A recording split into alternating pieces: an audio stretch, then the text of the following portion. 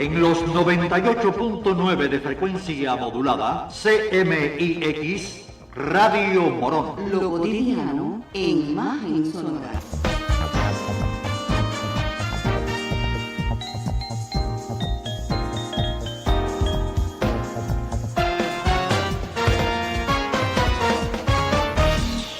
Fue un reporte en directo de Leonel Iparraguirre González para Tiempo Informativo.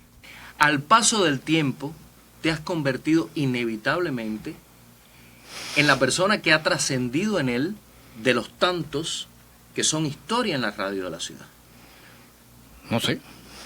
¿Tú crees? Sí, yo lo creo. Y creo también que no se te ha dado todo el valor como profesional, es mi punto de vista, como profesional del medio en este territorio, al no ser en el ejercicio de la profesión. Yo realmente no aspiro a otra cosa, Alfredo.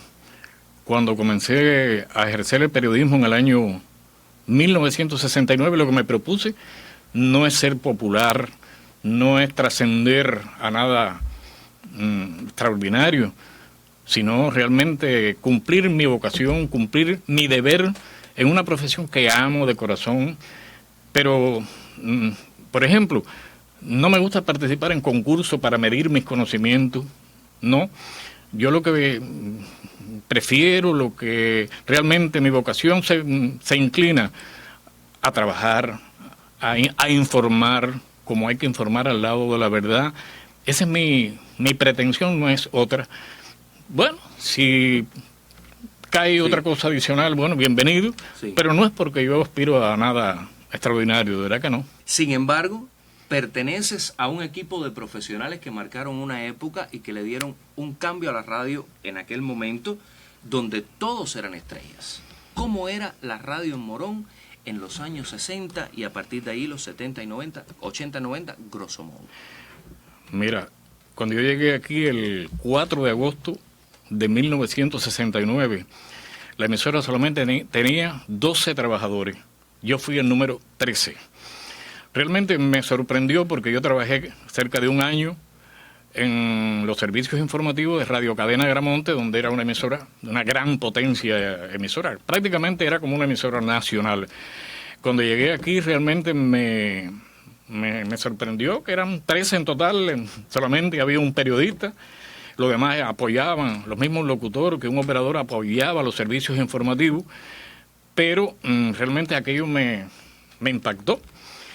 Pero con el transcurso del tiempo me di cuenta de que no era nada extraordinario, sino que había un colectivo de profesionales multifacéticos, que lo mismo un locutor era operador, que un periodista era editor, o sea que no había muchas condiciones técnicas, pero así había un calibre grande de profesionales de la radio. Eso fue lo que yo encontré en el año 1969, donde, por supuesto, no tenía aquella gran experiencia, me carecía de mucha técnica, y tuve que aprender con ellos, precisamente con Romo, con Edel Fernández, con Eduardo Reguero, bueno, con un grupo de compañeros que habían aquí, que me fueron encauzando en aquel colectivo de ejemplares profesionales. Es lo que tengo que decirte. Porque todo en tu vida ha sido historia. Es decir, naces en el hoy municipio Chambas.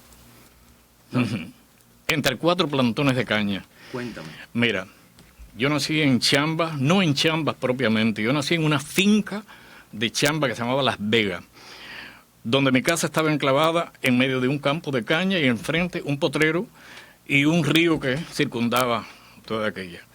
Realmente mi porvenir estaba prácticamente fijado en un obrero agrícola. No tenía muchas aspiraciones de nada. Triunfa la revolución y empiezan a abrirse ventanas y puertas, como digo yo, ¿no? En mi casa realmente era una casa de gente pobre, de gente humilde, trabajadora, pero tal vez faltaban muchas cosas, pero había algo que no podía faltar en mi casa, y era una batería para el radio. Y entonces realmente aquello que se sintonizaba la radio, lo mismo por la mañana, que por la tarde, que en programas específicos por la noche, y sobre todo Radio Morón y Radio Santi Espíritu, aquello fue calando en mí el interés de aquellas cosas. Yo me hice una ilusión grande de cómo era la radio por dentro, porque no me imaginaba, ¿no? Oía, por ejemplo, Meridiano Campesino y creía que era una fiesta lo que había, y no, o sea que no podía imaginarme lo que era. Oía Alegrías de Sobremesa y ya veía a los artistas subiendo las escaleras, al encargado, y realmente no me podía imaginar que era un micrófono y artistas o locutores con un papel delante. Realmente no conocía a nadie de la radio. En cierta ocasión vine acá al Policlínico, mi padre me trajo, yo era prácticamente un niño.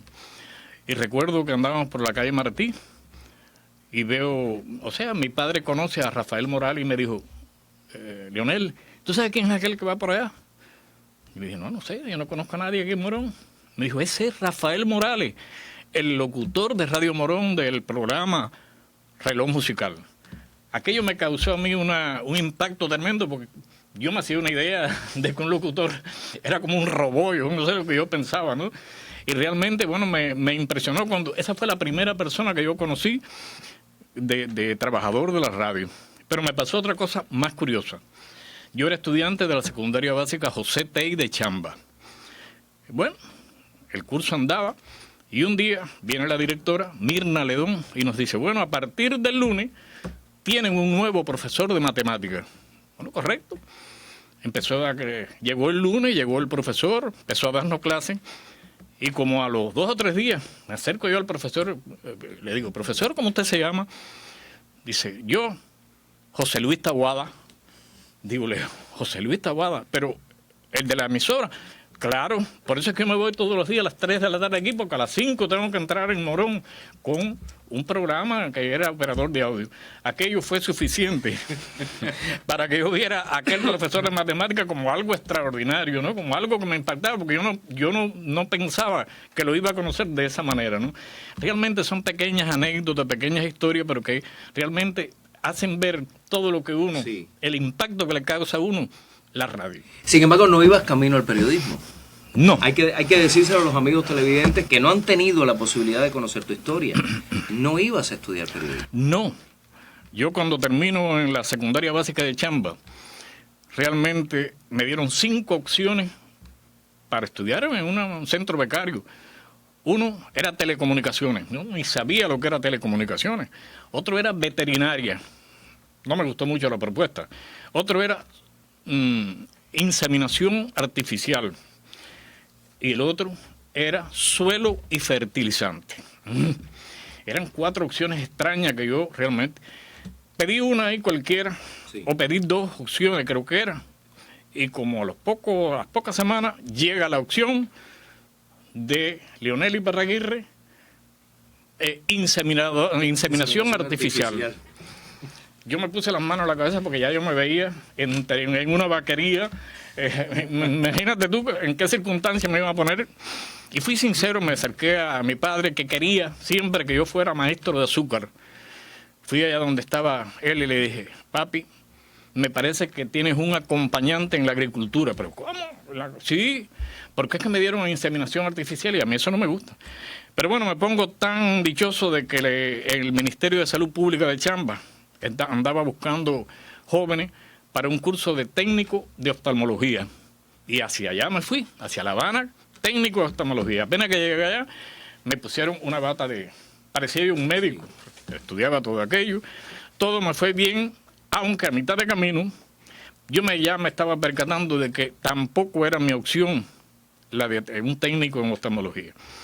Me pongo tan, no sé si dichoso o fatal, que llega el viceministro de Salud al aula y dice, bueno, a partir del lunes vamos ya a hacer prácticas en el salón de operaciones. Me vistieron de verde total con un gorro, bueno, yo no me parecía, a mí me miré en un espejo y yo no sabía ni quién era yo, realmente. Y realmente me defraudó aquello porque fui de un desmayo desde que entré hasta que salí del salón. Hasta que salí del salón, realmente. Y entonces vine para Chamba en unas vacaciones y me proponen un curso de la Escuela de Corresponsales Ángel Bon Acosta de Camagüey, y le dije adiós a la oftalmología. Yo prácticamente estoy graduado de técnico en oftalmología, pero ingresé en la Escuela de Corresponsales Ángel Buen Acosta. Sí. Para mi gran satisfacción, ahí aprendí mucho de grandes maestros del periodismo, no solamente de la provincia, sino también de La Habana, que vinieron de Santiago de Cuba a darnos clases. Era una escuela que preparaba corresponsales de guerra.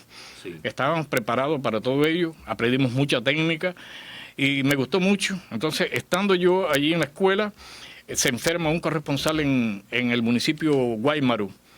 Y tuvieron que apelar al partido provincial en Camagüey, apeló a uno de nosotros y me correspondió a mí cubrir por mes y pico la corresponsalía de Guaymaro en el periódico Adelante de Camagüey.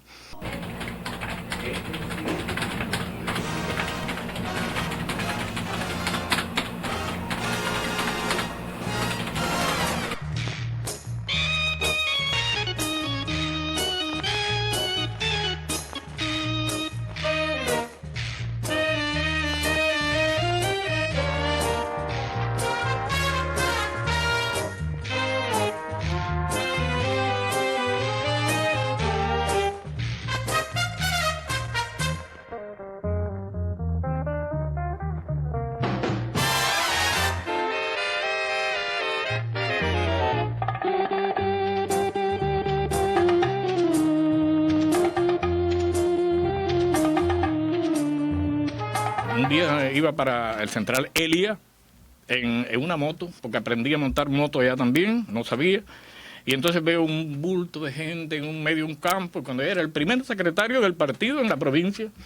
Y dejé la moto en la guardarraya y fui a pie por allá y lo pude entrevistar. Y fue mi gran entrevista, Es una sorpresa para mí porque yo no esperaba que me iba a tocar en un campo de caña un primer secretario del partido. Y bueno, y por ahí empecé a ejercer ya directamente el trabajo periodístico. Sin embargo, empiezas a ejercer el trabajo periodístico, pero desde la prensa plana. Desde la prensa plana. Pero tuviste bien marcado el momento en que llegarías a la radio, o pensaste que inicialmente te toca la prensa plana y vas a continuar tu carrera en la prensa plana. Realmente el periodismo, todas las prácticas que hice fueron en la prensa plana y llegué a cogerle un cariño tremendo a pesar de que yo había salido de mi casa influenciado por la radio, por la programación radial, por los noticieros radiales, que era lo que se escuchaba en el campo en aquellos momentos. Yo nunca había entrado a una emisora de radio. Mis prácticas fueron todas en el periódico Adelante de Camagüey. Tuve que hacer colaboraciones importantes para el periódico Juventud Rebelde. En aquellos momentos había corresponsal en las distintas provincias y bueno, me pidieron colaboración y yo colaboré mucho con el periódico Juventud Rebelde. Entonces, cuando nos graduamos, vieron ya los lugares, y viene el partido provincial a darnos la ubicación de nosotros. Yo pensé que, bueno, yo era el corresponsal de la provincia de Ciego de Ávila, en aquel momento era región de Ciego de Ávila, que iba a trabajar con el periódico Adelante, que era lo que yo había practicado. Cuando dijeron mi nombre y que yo era reportero del noticiero provincial de radio Cadena Agramonte, yo realmente me impresioné porque yo nunca había entrado en una emisora de radio, jamás. Y entonces así fue. Cogimos unos días de vacaciones y llegué allá con los brazos cruzados, porque nunca me enseñaron aquella cosa. Yo no sabía lo que era, ni lo que era una cabina, ni lo que era una... Y ahí aprendí, empecé a conocer un poquito del medio radial. Entonces, el comienzo en el medio radial realmente fue en Radio Cadena Agramonte, una escuela, desde todos los puntos de vista, como quiera que te formas en Camagüey, que era la antigua capital provincial de una potencia radial. Evidentemente, y de profesionales de los medios desde Sí. todos los puntos de vista, Exacto. que han trascendido en el tiempo, y la historia de Cadena Agramonte es significativa no solamente por su periodismo, sino también por su locución y por su manera de decir y de comunicar. Pero llegas a Morón de casualidad. No. Realmente eran años muy difíciles. Era el año 1969, víspera de la zafra del 70. Tuve que trabajar duro en Camagüey en lo que era la zafra del 70, entrevistando macheteros, entrevistando familiares de macheteros, de movilizados. Bueno, fue una zafra, fue un momento de mucha tensión en aquellas. Entonces empezamos a tener problemas con dónde yo ubicarme, porque no tenía dónde parar, yo muchacho soltero, se dificultaban los comedores, y aquí en Morón hacían falta periodistas, bueno, no había, estaba Anel Sánchez de periodista únicamente, ¿no? El director provincial en aquellos momentos me llama y me dijo que ellos querían que yo me quedara allá, pero que aquí en Morón tenían otras condiciones. Yo iba a tener mejores condiciones para vivir y además de eso para reforzar el trabajo de la emisora Radio Morón. Y así fue, vine para acá y me recibieron con los brazos abiertos, casi con un aplauso. Recuerdo que llegué aquí a las 10:30 de la noche. Llegué aquí a Radio Morón, empujé, toqué la puerta, nadie me abrió.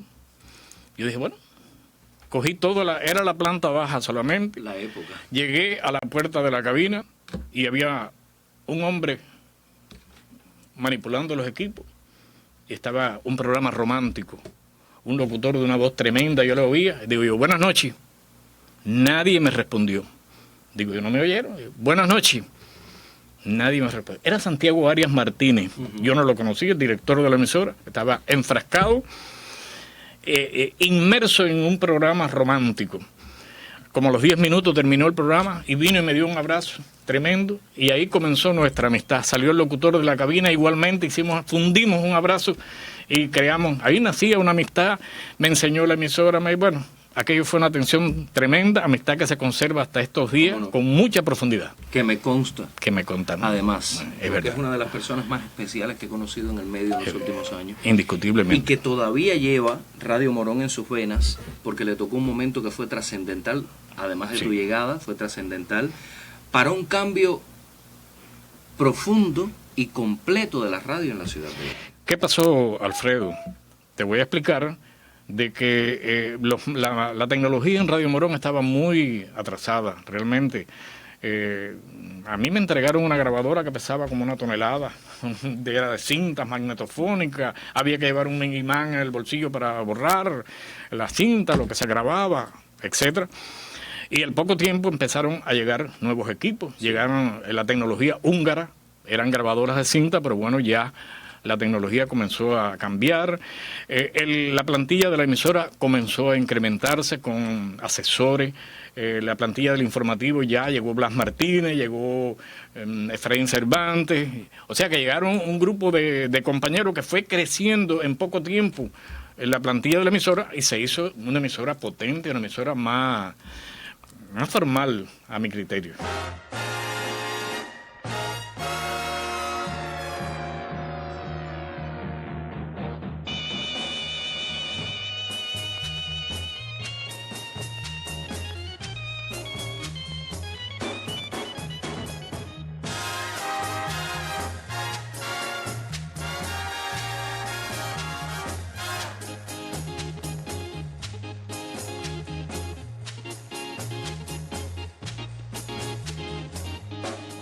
Estás hablando de grandes periodistas. Bueno, yo considero que Efraín Cervantes, extraordinario periodista, y Blas Martínez, de y no verdad te quedas detrás, porque realmente significas mucho para la historia de la prensa en la provincia de Ciego de Ávila, como Blas, como Iparraguirre, como Nel Sánchez, y como tantos y tantos que han pasado y que prestigian la historia de esta emisora. Pero a propósito del periodismo, ¿por cuántas movidas has andado sin perder la esencia y la técnica del periodismo a medida que el tiempo ha ido pasando y se ha ido contemporaneizando más, hasta llegar a las redes sociales? Mira, son momentos muy difíciles, distintos completamente. Voy a empezar por la zafra del 70, porque se dice zafra del 70, pero nadie sabe la magnitud que tenía en aquellos momentos esa tarea para el periodismo, donde había que los pelotones de corte de caña cortaban mañana, tarde, noche y madrugada, y muchas veces a las 10 de la noche salíamos en un motor, en lo que apareciera, para Bolivia, 1 de enero, porque era la región de Morón. Radio Morón atendía 10 municipios de la vertiente norte, no era fácil aquello, y era una exigencia de que en cada emisión del noticiero tenía que estar representado todos los municipios de la provincia. Claro que teníamos un movimiento de corresponsales voluntarios, pero había que cultivarlo, había que incentivarlo, porque esa gente no eran voluntarios. Eso por un lado. La zafra del 70, pero también nos correspondió cumplir una misión internacionalista en Belice, Centroamérica. Tremenda misión donde realmente las costumbres de vida son totalmente diferentes. El idioma es idioma inglés con dialectos. Y a mí, en el caso mío, fui con una gran periodista de la revista Bohemia, Susana Tesoro, donde ella y yo nos batimos a grandes problemas allá, entre ellos visitar 36 aldeas indígenas, asentamientos de garífunas, asentamientos de maya, o sea, que fuimos a lugares muy apartados, transitando por medio de la selva, donde en cierta ocasión se rompió el vehículo en que íbamos y sentíamos el rugir de los animales feroces que no sabíamos ni realmente lo que era. Hay un artículo publicado en la revista Bohemia, lo tengo por allá por la casa, que realmente estábamos rotos en el medio de la selva. Aquello era grimoso realmente, pero bueno, vencimos. Entrevistamos a grandes personalidades, entre ellos al presidente Said Musa, que nos recibió en su despacho y después nos invitó a su casa y allá conversamos de la situación del país, de la situación de las relaciones con Cuba. ¿Y no te imaginas, mientras estuviste haciendo esa cobertura informativa en Belice, cuánto orgullo sentimos todos los moroneros? Desde todos los puntos de vista, porque tributabas directamente a Radio Rebelde, y al programa Haciendo Radio. Pero reitero, has pasado por muchas etapas del periodismo. Sí. Pero te has atemperado tan bien, porque tienes una dinámica en tu vida como periodista que no dejas pasar un detalle. Y para ti todo es noticia. No. Yo pienso de que hay que tener un poco de visión para ver la noticia. Hay que, en primer lugar, tratar de aprender a descubrir lo que es noticia. Sí. Y a veces la noticia no está a flor de labios. Claro. Hay que hurgar un poquito para tú llegar a ella.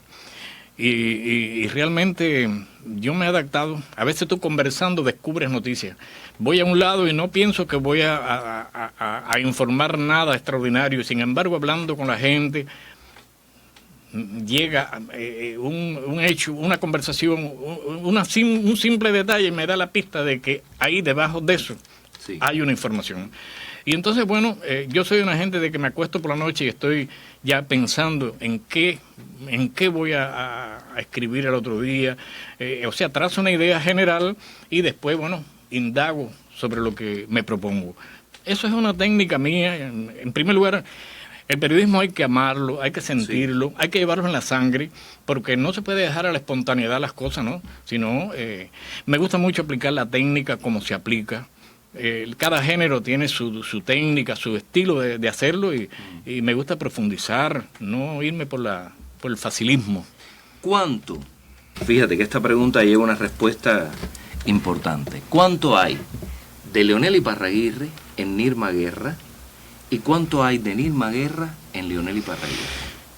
De Nirma Guerra. Bueno, en primer lugar, Nirma y yo nos conocimos prácticamente cuando yo llegué a Morón en el año 1970-71, nos casamos en el año 1972 y hay una gran comprensión entre ella y yo. Para mí ella es mi brazo derecho y yo creo que yo soy importante para ella.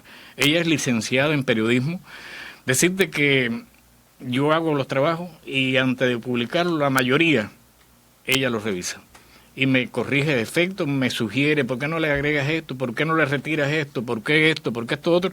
O sea que ella es un complemento importante del trabajo periodístico mío. O sea que yo la veo como, aparte de mi esposa, madre de mis hijos, que adoro, ella la veo como la asesora de mis trabajos fundamentales. Me sugiere algunas cosas también importantes a hacer y la además, veo como eso. Como jefa de redacción y como redactora, trabajó mucho tiempo en la página web siempre como redactora, sí. Así que el homenaje también para Nirma Guerra a Bueno. propósito de esta entrevista. Yo quiero agradecerte mucho que me hayas dado la posibilidad de entrevistarte, pero quiero agradecerte por sobre todas las cosas un pasaje memorable que ha marcado mi vida y que gracias a ti aprendí muchas cosas de Bueno. él y me han servido para mi vida profesional.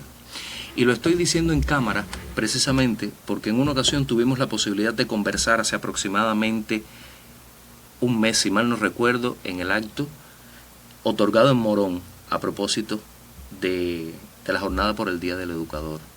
Y me decías cosas que me llegaron al alma. Yo quiero decirle al pueblo de Morón que esto es un gran hombre lo que tengo a mi lado y un gran profesional de los medios. Gracias, Ipa, por todo lo que nos has enseñado. Un amigo.